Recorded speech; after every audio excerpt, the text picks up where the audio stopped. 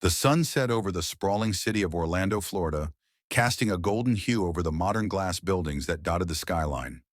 It was a picture-perfect evening, the type that would make anyone feel like the world was a little bit better. But beneath that perfect surface, something was stirring. Something dark. A 25-year-old woman named Amelia Carter had been living a life of comfort and privilege. She had worked hard to earn her place as a rising star in the legal world, a young judge with a sharp mind and an impressive record. Her friends admired her colleagues respected her, and her family was proud. It seemed like Amelia had everything a person could want: a beautiful home, a promising career, and a future full of possibilities. Yet despite all her accomplishments, there was one secret, one twisted secret, that she kept hidden from the world. Amelia had always been an orphan, her parents dying when she was a young child, or so she had been told. But there was more to her story than anyone knew. Her real father had been alive all these years, and he was not some distant figure from her past. No, he was a man named Charles Carter, a wealthy businessman with a reputation for being ruthless and controlling. Amelia had been raised by foster parents, unaware of her true lineage, and had only discovered the truth in her early 20s. The revelation had rocked her to the core. Her entire life had been a lie. Her biological father, Charles, had kept his distance from her, not because he didn't care, but because he had his reasons. When Amelia found out who he was, their reunion was not one of love or reconciliation. It was a cold, calculated meeting, with Charles showing no signs of fatherly affection. Instead, he saw Amelia as a means to an end, someone who could help him solidify his power and wealth. It didn't take long for the wheels to start turning in Amelia's mind. Charles was a wealthy man with a vast fortune in real estate, investments, and offshore holdings. But there was something else she craved, something deeper than money. Amelia longed for control, for power, and for revenge. She had grown up without a family, without love, and now that she knew the truth, she couldn't help but feel resentful of her situation. Amelia's ambition grew, and with it, her obsession with her father's wealth. Charles, despite his cold demeanor, began to view Amelia as a useful ally. He was an older man, and his health was starting to decline. The years of hard living were catching up with him, and he needed someone to inherit his empire. He didn't have much faith in his other relatives. Most of them were distant cousins or untrustworthy employees. Amelia, however, was different. She had a sharp mind and could be manipulated into doing whatever he wanted. But what neither Charles nor Amelia knew was that their dark paths would soon collide in the most tragic and violent way possible. As Amelia's relationship with her biological father deepened, so did her resolve. She began to see her future clearly, a future where she held the reins of power, a future where she controlled everything. And to achieve that future, she would need to do the unthinkable. She would need to eliminate everyone who stood in her way, including her family, including Charles. It wasn't a matter of hatred, it was a matter of necessity. Charles's family, once a group of distant but functional relatives, had become obstacles. His siblings, nieces, and nephews were all people who stood to inherit parts of his wealth, and they were growing wary of his health and financial dealings. Amelia knew that once Charles passed, his family would swoop in and take what was rightfully hers. She couldn't let that happen. She had to move quickly, before anyone else could get in the way. But Amelia wasn't a mindless killer. She was a judge, a woman of intelligence and cunning. She knew how to manipulate the legal system, how to use her position to her advantage, and she knew how to get rid of people without leaving a trace. The plan had to be perfect. But before she could put her plan into motion, something unexpected happened. Amelia and Charles began to grow closer, not emotionally, but in a way that would seal their fate. Amelia, using her charms and legal expertise, manipulated Charles into believing that they were truly a family now. The connection, the bond, was real, at least in the eyes of Charles. He saw her as his heir, his successor. He trusted her more than anyone else, and that trust would be her weapon. And so, on a crisp evening in early September, Amelia and Charles made it official. They married in a quiet, private ceremony in the garden of Charles's sprawling estate. There were no flowers, no guests, no grand ceremony. It was just the two of them, signing papers that would bind their fates forever. Charles, despite his age and declining health, looked proud. Amelia, however, was already thinking several steps ahead. The marriage was just the beginning. It was only a matter of time before she would take everything he had worked for. But Amelia had underestimated the resilience of those around her. Unbeknownst to Amelia, her actions had already caught the attention of a seasoned investigator, Detective Peter Hayes. Hayes had been working for the Florida State Police for over 20 years. He was a man who had seen it all: drugs, murder, corruption, and deceit. He had cracked some of the most complex cases, and his gut told him that something wasn't right with Amelia Carter's sudden rise to power. He had been watching her for months, collecting information and observing her every move. There was something about her that didn't sit well with him. She was too perfect, too ambitious, and her sudden connection with Charles Carter raised more than a few red flags. Detective Hayes was not the kind of man to overlook details, and he had learned long ago that when something seems too good to be true, it usually is. And Amelia's perfect life was about to unravel. The calm before the storm was over. The investigation had begun. The days following the marriage were filled with public appearances and the media's relentless pursuit of the newlywed couple. Amelia, who had always been a picture of composure and grace, played the part of the adoring wife to perfection. Photographers snapped pictures of her holding Charles's arm, a wide smile painted on her face, her eyes sparkling with what appeared to be genuine affection. To the outside world, they were just another rich, powerful couple making their mark on Florida's elite society. But Detective Peter Hayes knew better. He wasn't swayed by appearances, especially when something didn't sit right with him. Hayes had seen his fair share of high-profile cases: wealthy families with dark secrets, shady business deals, and betrayals that went deeper than anyone could imagine. But something about Amelia Carter's sudden ascent to prominence, coupled with her strange relationship with Charles Carter, kept gnawing at his mind. He needed to know more. The detective had been gathering information quietly, making discreet inquiries among the people who knew Charles and Amelia. It didn't take long before he uncovered a chilling detail that raised his suspicions even higher. Amelia had never been a part of Charles's life until a few years ago. There were no pictures of her in any of the family albums, no stories of a long-lost daughter. No one had even heard of her until she suddenly appeared at Charles's mansion, claiming to be his biological daughter. It wasn't that people didn't believe her, but the timing seemed suspicious. Amelia had walked into the life of a man on the brink of death, someone with a vast fortune and no heirs who could properly manage it. It looked like she had been biding her time, waiting for the right moment to claim what she thought was rightfully hers. Hayes started with the family. Charles had 3 siblings, 2 brothers and a sister, none of whom had ever been particularly close to him.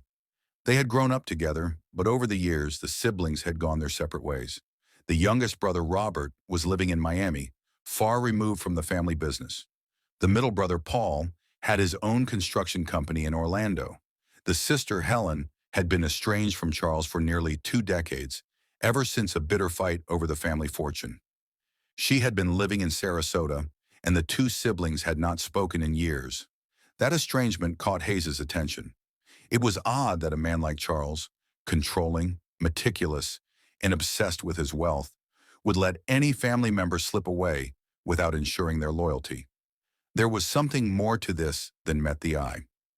Hayes decided to visit each of the relatives, starting with Helen, the sister. She lived alone in a modest home near the coast, far from the opulence of Charles's estate. Helen was in her early 50s, with graying hair and a demeanor that made her appear much older than she was. She seemed withdrawn, living a quiet life. But there was something in her eyes, a sharpness, that told Hayes she knew more than she let on. The conversation began with pleasantries, but Hayes wasted no time getting to the heart of the matter.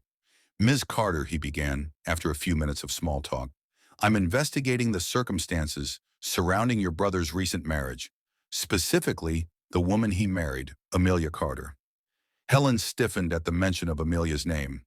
Hayes noticed the change immediately. It was subtle, but it was there, an unease, perhaps even fear. "I don't know why you're asking about her," Helen said, her voice low and guarded. "Charles never had much to do with me after the fight, but I've heard things, rumors. She's not who she says she is. Hayes leaned forward slightly, his interest piqued.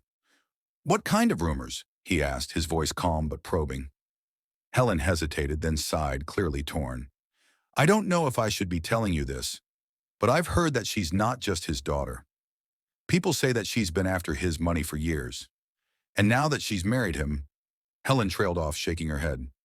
It's all too strange. Hayes sat back, letting her words sink in. Strange how? There's something off about her, something I can't put my finger on. I've seen her at family gatherings over the years, but she was always a shadow, never really involved.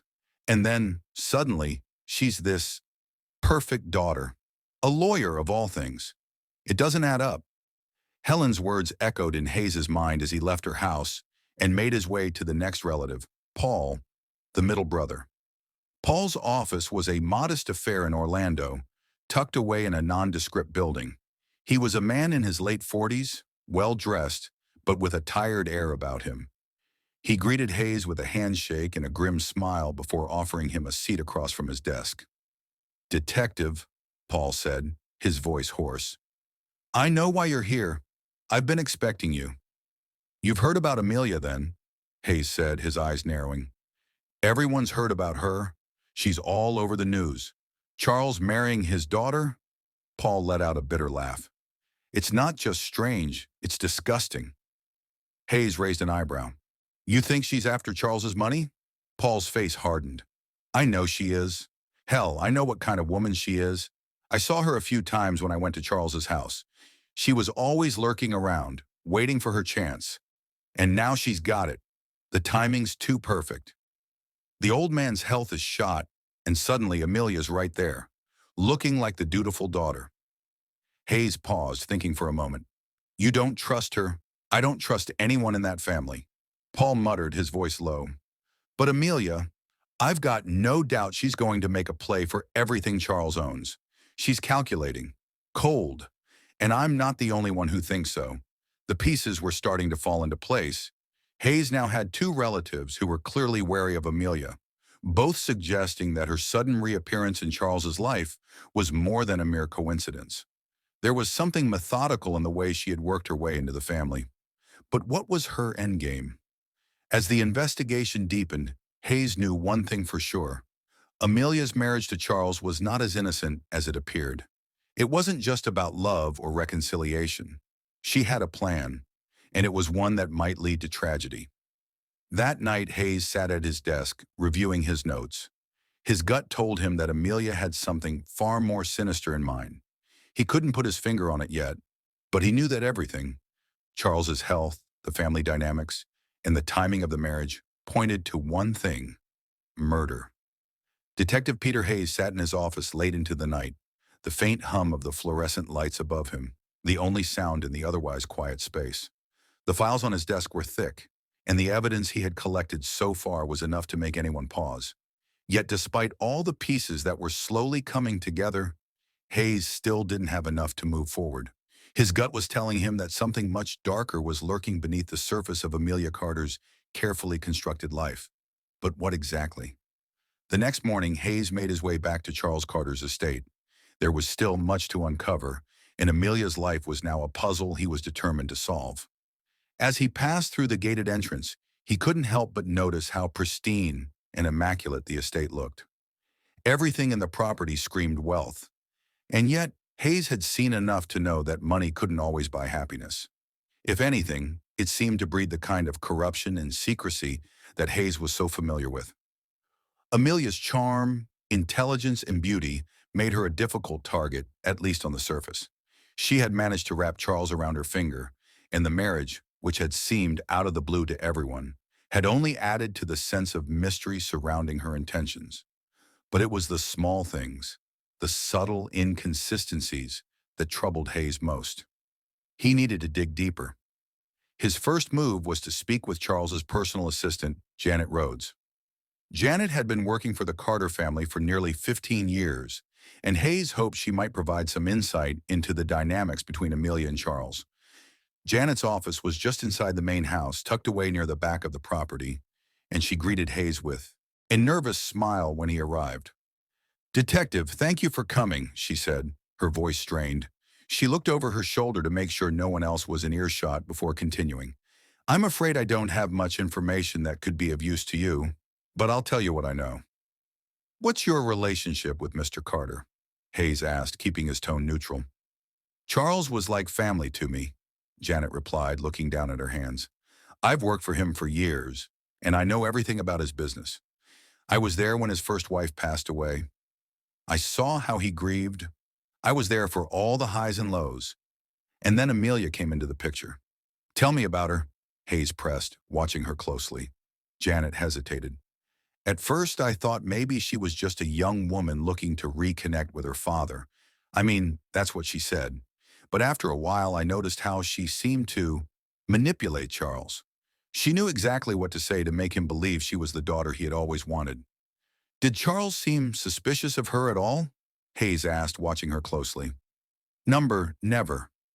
He trusted her completely, Janet replied, shaking her head. That's what I found strange. After everything he'd been through in his life, you would think he'd be more cautious.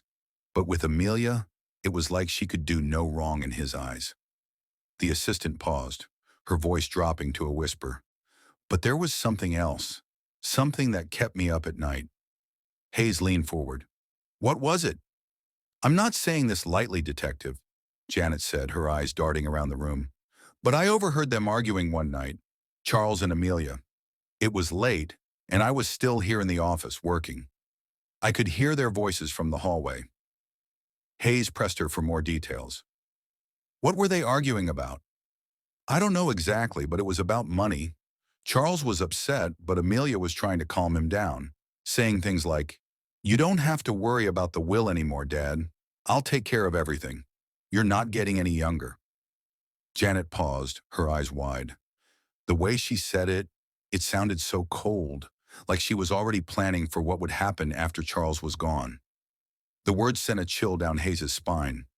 Amelia wasn't just trying to secure a relationship with her father. She was already positioning herself to take control of his wealth and legacy. As Hayes continued to press Janet for more details, something else caught his attention. Did Charles ever seem ill to you? Any signs of health problems that would explain his vulnerability? Janet sighed, her face darkening. Charles had been deteriorating for the last couple of years. It was subtle at first, a few missed business meetings, forgetting small things. But over time, his health worsened. His heart, his blood pressure, his memory, everything. He was under a lot of stress, especially with the business dealings. This was crucial. Hayes knew that if Amelia had any part in hastening Charles's decline, it could be the key to unraveling her true motives. He thanked Janet for her time and made his way out of the house. As he sat in his car, reviewing his notes, another thought struck him. Amelia had been the one to push for the marriage. She had orchestrated it in a way that made it seem like a normal father-daughter reunion. But Hayes wasn't buying it. There was no love here, at least not the kind that would justify a union as strange and sudden as this one. It was all about money, control, and power. His instincts told him that Amelia's marriage to Charles wasn't the end. It was just the beginning. If he was going to solve this case, he needed to find out how she was planning to get rid of the rest of the family, especially once Charles passed. The first step was clear. He had to go through the details of Charles's will. Hayes knew that to understand Amelia's plan, he needed to know exactly what Charles had arranged for his heirs. He couldn't do it alone, though. He needed someone who could access the legal documents without drawing attention. That someone was David Harris, an old colleague of his who worked as an estate attorney in Orlando. David owed Hayes a favor from years ago, and it was time to cash in. Hayes made the call. David, I need your help with something. Can you get me a copy of Charles Carter's will? David's response was immediate. I've heard some whispers about that family, Peter. I'll see what I can do, but you owe me a steak dinner for this. I'll make sure it's a good one, Hayes replied. With that, Hayes leaned back in his chair, staring at the file in front of him. He was getting closer, and he could feel it. Amelia's web of lies and deception was starting to unravel. But there was still a long way to go before the truth came to light. As he waited for the documents, Hayes thought about what he had learned so far. The clues were adding up, but he still needed the final piece. He needed proof, something concrete to tie. Amelia to her father's demise, something that would expose her for the murderer he was beginning to suspect she was. And he wasn't going to stop until he found it. The tension in Detective Peter Hayes' office was palpable as he awaited the information he had been seeking for days. A thick envelope sat on his desk, an envelope that contained the key to unlocking the truth behind Charles Carter's sudden marriage to his biological daughter, Amelia. Hayes had arranged for his colleague, David Harris, an estate lawyer he trusted, to provide him with the details of Charles's will. It was clear that the contents of that will would reveal whether Amelia's motivations were rooted in inheritance and power, and more disturbingly, if they were connected to her father's eventual death. The envelope felt heavy in Hayes's hands as he carefully slid it open. Inside were several sheets of legal paper, Charles Carter's last will and testament. Hayes's eyes scanned the document quickly, looking for anything that stood out. What he found was enough to make his blood run cold. Charles had left the majority of his fortune to Amelia. It wasn't surprising. She was his only daughter, after all, and he had likely seen her as his heir since their reunion. But there was more. The will was riddled with strange stipulations. There were conditions attached to Amelia's inheritance. According to the document, Amelia would receive everything outright: his real estate empire, his offshore investments, his business holdings, only if she remained married to him for at least 5 years. If she was widowed or divorced before the 5 years had passed, all assets would be transferred to a trust for the family. This stipulation made Hayes pause. The conditions were unusually specific, and they indicated that Charles had been well aware of his declining health. He knew his time was limited, and he likely feared that someone might try to make a quick move on his wealth before his death. The will also contained an odd clause. Amelia would receive a further substantial inheritance if, after his death, she could prove her undying loyalty to the family name and carry on his legacy without any interruption. The language was vague, but it seemed like a final test of some sort, an attempt to ensure that Amelia was willing to work within the family's rules, even after his passing. The terms were clear, but what was even clearer was that Charles had put a considerable amount of faith into Amelia, trusting her to carry on his legacy. If the will was to be believed, he didn't suspect anything untoward about his daughter. But Hayes was no fool. This would not be the first time a person had pretended to be a dutiful child, only to betray their family. In his gut, Hayes felt it. There was something more to Amelia's actions than simply wanting wealth. There was a hunger, a cold calculation beneath her seemingly innocent behavior that suggested she was willing to kill to ensure that everything Charles had left her was hers. If she had gone to these lengths to secure his fortune, what would stop her from going further, from eliminating everyone who could possibly stand in her way? But something else stood out in the will, something more troubling. There was no mention of the other family members, no mention of Charles's siblings, nor his extended family. The will left no room for any dispute, any argument over his estate. It was all in Amelia's hands, leaving Hayes with a chilling realization. Amelia had effectively eliminated everyone from the picture without even having to get her hands dirty. She had ensured that no one else would have any claim over Charles's assets, at least not in the legal sense. With a sense of dread creeping up his spine, Hayes sat back in his chair. If he was right, and Amelia had orchestrated her father's decline with the intent to inherit everything, then murder was not far behind. Hayes had no proof yet, but he was certain now that her marriage to Charles was part of a much darker plan. She wasn't simply looking for a family reunion. She was looking for power. Hayes's mind raced as he thought about the possibilities. He needed to act quickly before anything else happened. He had to dig deeper. He had to find out if Amelia had already begun taking steps to put her plan into motion. The first step was to speak with the people closest to her. He needed to know if anyone had seen any signs of abnormal behavior, something that might suggest she was preparing to kill. Amelia had been clever so far, but if Hayes could uncover one mistake, just one slip-up, it could be enough to catch her in the act. He decided to visit Charles's siblings again, this time with a more direct approach. They had already expressed concerns about Amelia's behavior, but they were also wary of getting involved. He knew he needed to convince them that they had to act before it was too late. The drive to Sarasota was long, but Hayes used the time to formulate his questions.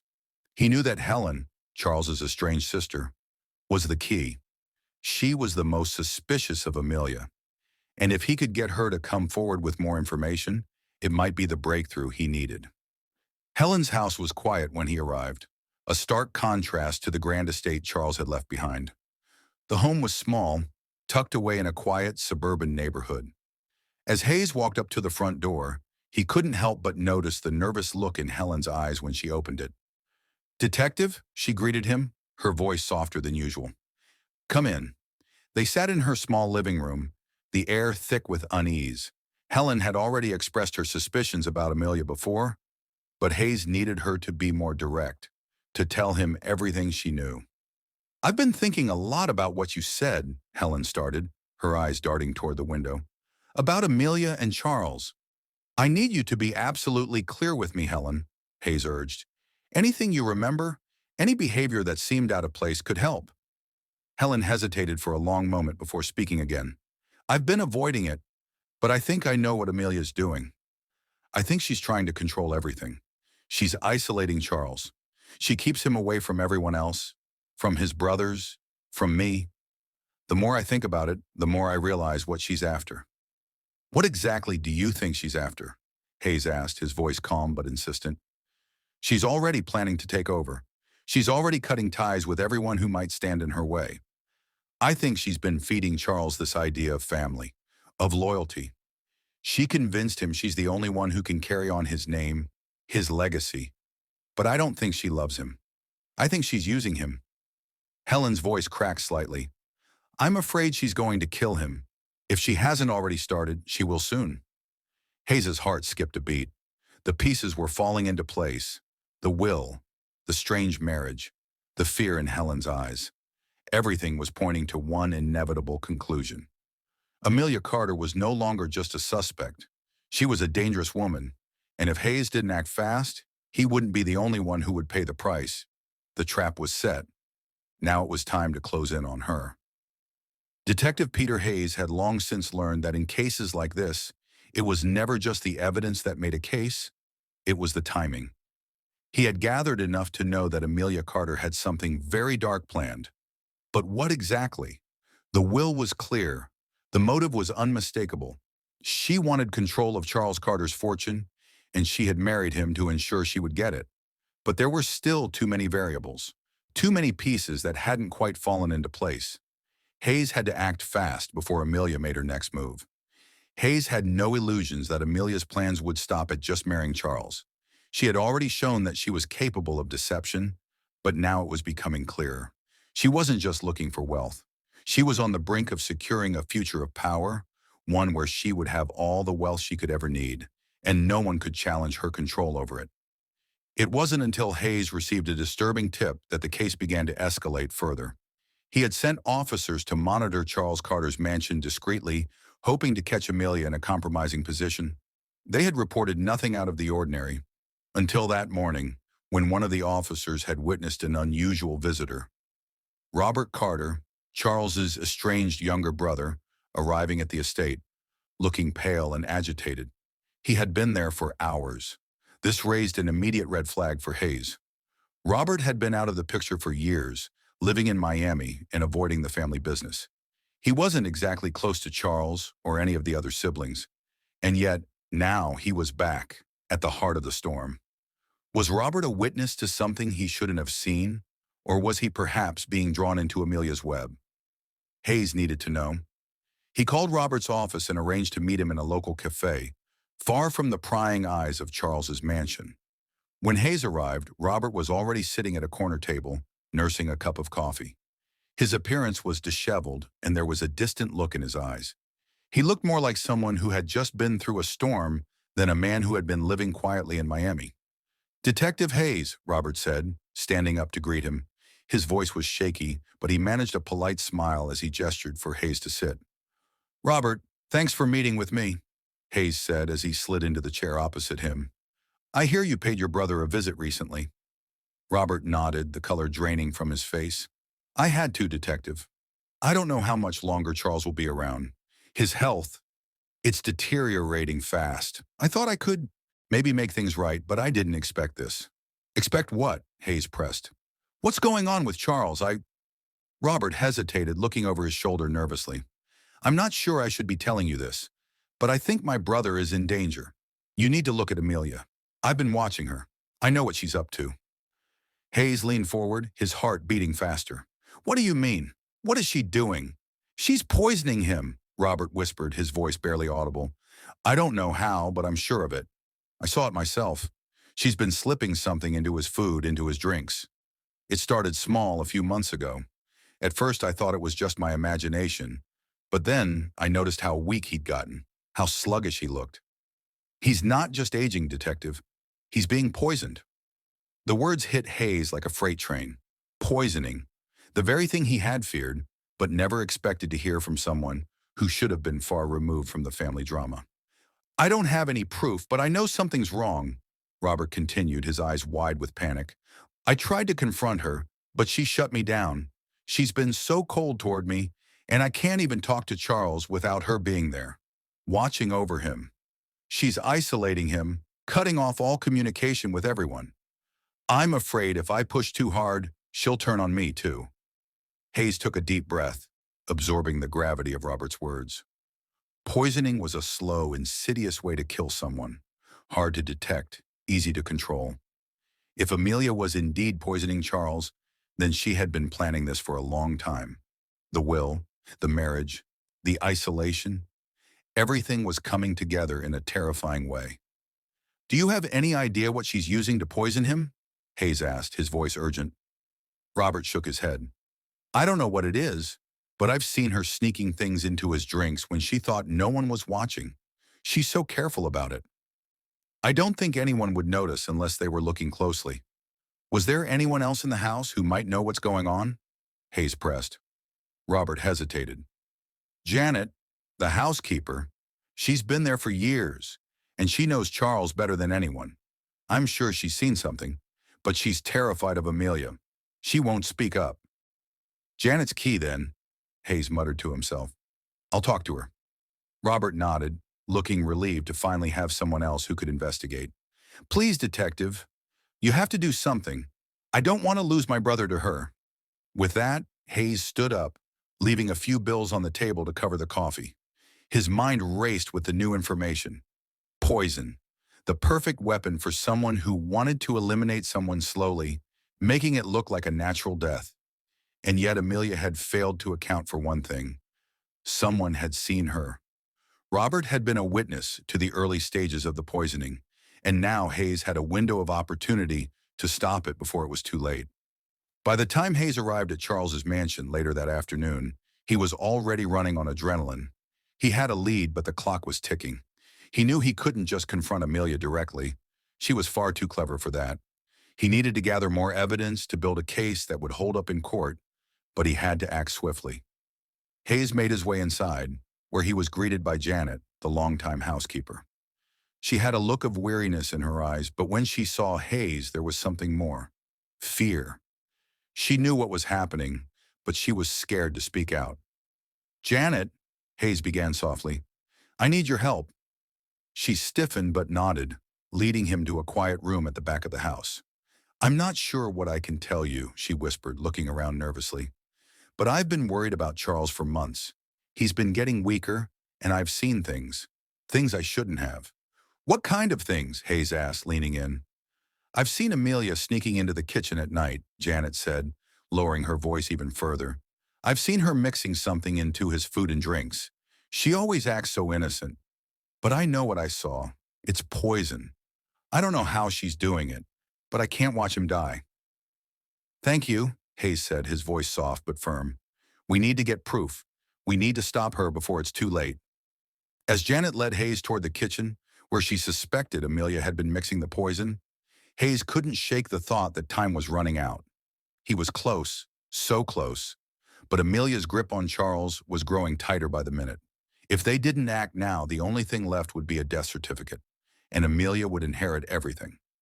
Detective Peter Hayes was standing in the grand kitchen of Charles Carter's estate, his mind racing with the gravity of the situation. He had just learned that Amelia Carter was poisoning her father in a calculated effort to inherit his vast fortune. The situation had reached a breaking point.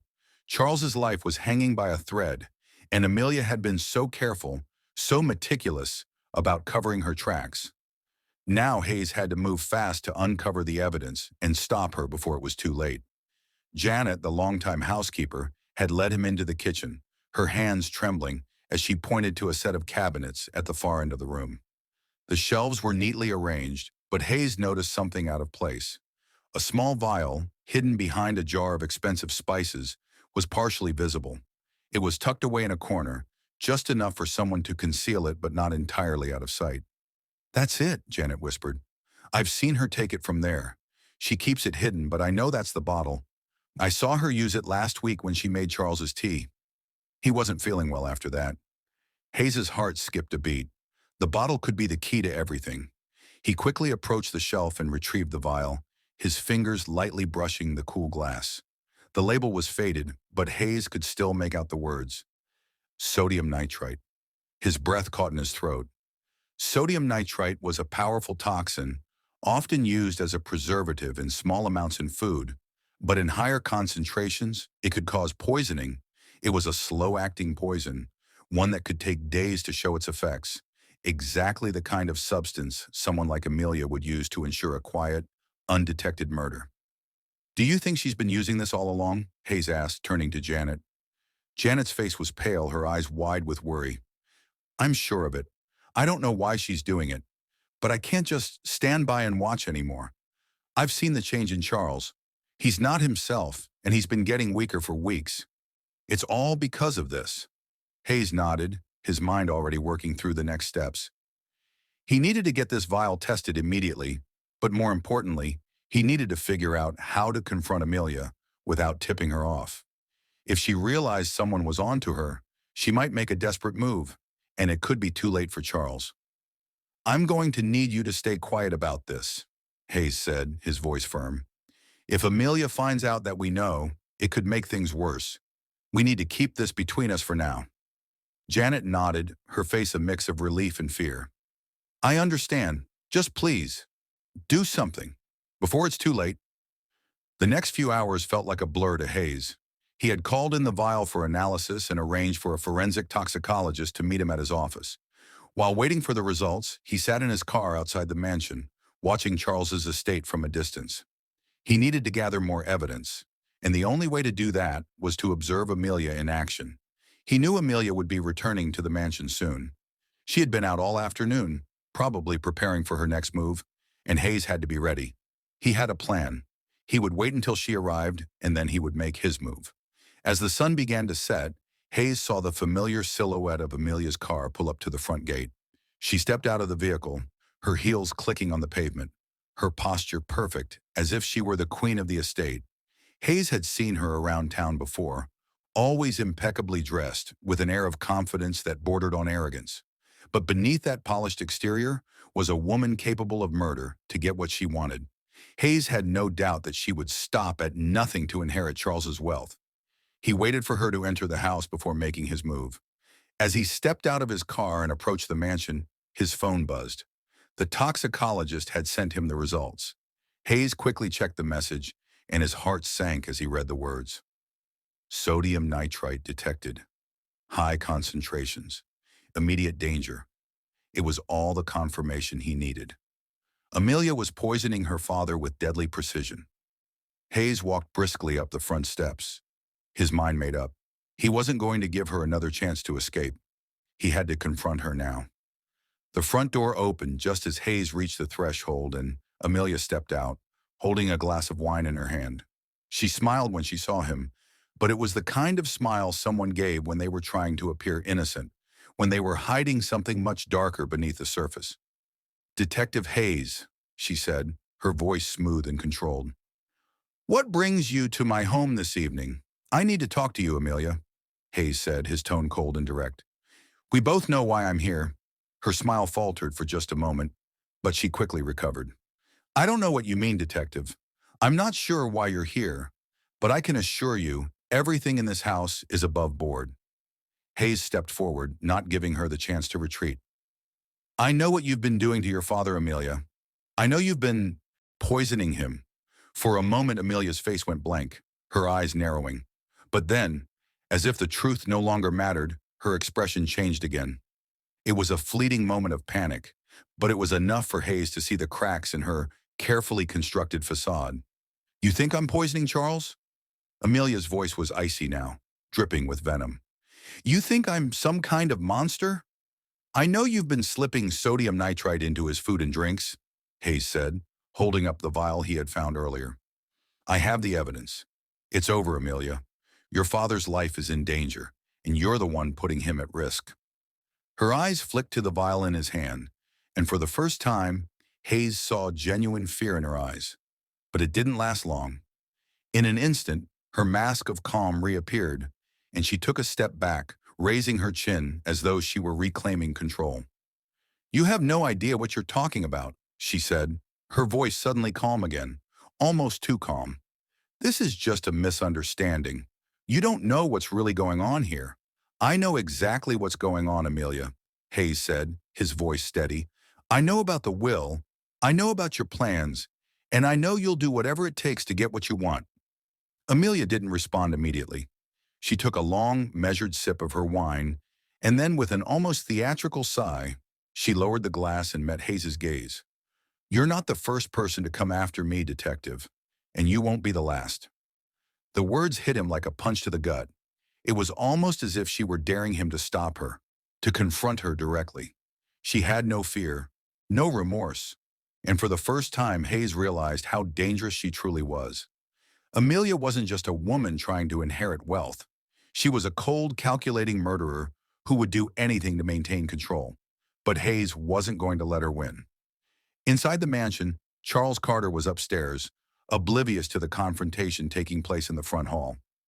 Hayes had to act quickly. He had no intention of letting Amelia out of his sight until she was arrested for her crimes. I'm placing you under arrest for the attempted murder of Charles Carter, Hayes said, his voice firm as he stepped closer to her. Amelia's smile disappeared completely, replaced by a flash of fury. You can't do this, she spat. You have nothing on me. Hayes's response was simple, a quiet but powerful declaration of the truth. I have everything I need. The tension in the room was suffocating as Amelia stood before Detective Peter Hayes, her anger boiling just beneath the surface. For a brief moment, Hayes could almost feel the shift in the air, like the calm before a storm. Amelia's demeanor had gone from confident and poised to something darker, more dangerous. Hayes knew this confrontation wasn't over yet. She wasn't just going to let him arrest her without a fight, and he had no illusions that this would be a smooth and easy end to the case. But this time, Hayes was prepared. He had the evidence. The vial of sodium nitrite, the testimonies from Janet, the housekeeper, and Robert, the estranged brother. The forensic report confirming the presence of poison in Charles's system. It was all coming together. It was only a matter of time before Amelia's web of lies would unravel completely. You have no idea what you're up against, detective, Amelia said, her voice trembling with anger. But beneath that, there was something else. Fear. I didn't do anything wrong. I've been looking out for my father. You don't understand. Hayes stepped forward, his expression unchanging. I understand more than you think, Amelia. You've been poisoning your father, haven't you? You've been trying to kill him slowly, so you can inherit his fortune. It's all in the evidence. And now, it's too late for you to hide. Amelia's face twisted into a sneer, but there was a flicker of something deeper in her eyes. It was almost as if she had been playing a part for so long that she wasn't sure who she was anymore.